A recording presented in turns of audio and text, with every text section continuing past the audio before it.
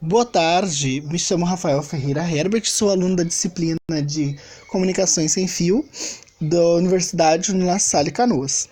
Bom, hoje rapidamente assim, eu vou explicar como é o padrão WiMAX, o IE 802.16. É um padrão de comunicações sem fio metropolitanas.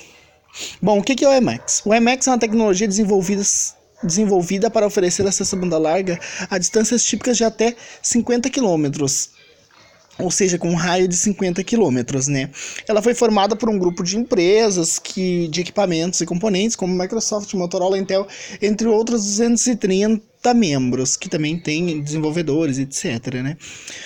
A WiMAX Forum é uma corporação sem fins lucrativos para estabelecer uma compatibilidade e interoperabilidade entre os produtos sem fio de banda larga. Sendo assim, surgiu o WiMAX como uma tecnologia sem fio de banda larga com um longo alcance e altas taxas de transmissão. Frequências de operação do WiMAX. O WiMAX utiliza frequências de operação entre 10 e 66 GHz, que abrangem grandes áreas geográficas, usando um espectro licenciado ou não licenciado. As faixas de frequências licenciadas são de 2.3, 2.5, 3.3 e 3.5, e o WiMAX também utiliza a faixa não licenciada de 5 GHz. O WiMAX estabeleceu um padrão fixo em 2004 que utiliza 5.8 GHz para não licenciadas. Além disso, as frequências que foram testadas, né, de 5 a 6 GHz. Aqui embaixo a gente tem uma pequena tabela, né, onde mostra as principais regiões do planeta, né, e quais os tipos de banda de frequência de operação que elas utilizam, né. Temos ali, por exemplo, Estados Unidos de 2.3 a 2.5 na licenciada e 5.8, que é o padrão para todas na não licenciada, né. As taxas de transmissão do WiMAX, eles funcionam em redes metropolitanas, né, ou seja, o WAN. Ele propicia uma conectividade banda larga a diversos usuários, tanto fixo, nômade ou portátil, né? Oferecendo uma interface de até uma transmissão de dados de 75 megabytes por segundo, né? O raio de célula deste padrão de redes, ele é geralmente instalado em uma estação base, que é montado geralmente sobre um prédio, uma torre, que faz as comunicações com os vários pontos, com os equipamentos assinantes de uma empresa ou de uma residência, né? Esse valor aproximado de alcance dessa célula varia entre 6 e 9 quilômetros. É um valor bem grande, assim, com raio de célula, né? A topologia da arquitetura de rede especificada no padrão IE 802.16 estão ilustradas na próxima figura. Basicamente, a gente tem o BS, que é a Base Station, que realiza a interface entre a rede sem fio e a rede núcleo, que é o Core Network, né? O famoso Core. Suportando também redes IPs, ATM, Ethernet e outras. A Subscription Station permite ao usuário acessar a rede por intermédio do estabelecimento de enlaces com o BS, ou seja, com uma topologia de ponto-multiponto. Como alternativa da topologia ponto-multiponto, também pode se usar o padrão Mesh, mas é opcional no caso. O SS é utilizado para fazer as conexões intermediárias até atingir o BS. Ou seja, o BS tem um valor muito mais alto, então os SS que têm um valor mais baixo são utilizados para redistribuir todos os sinais e fazendo a conexão diretamente com o BS. Na figura aqui a gente tem o Core interligando o ATM, que tem o BS aqui para o ATM, e temos um BS aqui via IP. Todos eles se comunicam com os SS e os SS se comunicam entre si também ali, como pode ver na figura, né? Temos vários acessos, hotspots, o xoxo, os clientes residenciais e enterprise, que são empresas também, né? E ali a gente vê a referência da nuvenzinha que refere-se ao Core.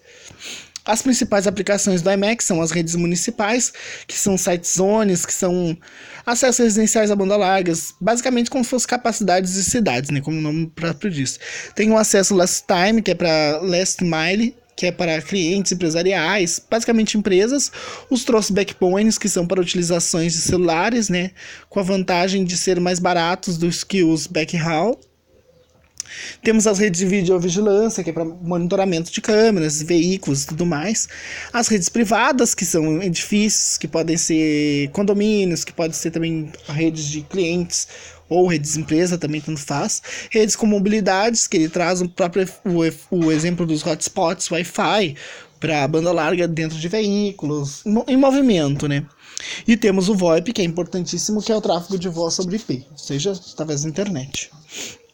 As técnicas de modulação utilizadas são a FDM, que tem o método de codificações de frequência portadora, tendo também a técnica de modulação de multiportadora, que por sua vez tem o conceito de fluxos de dados de entrada em altas taxas de bits.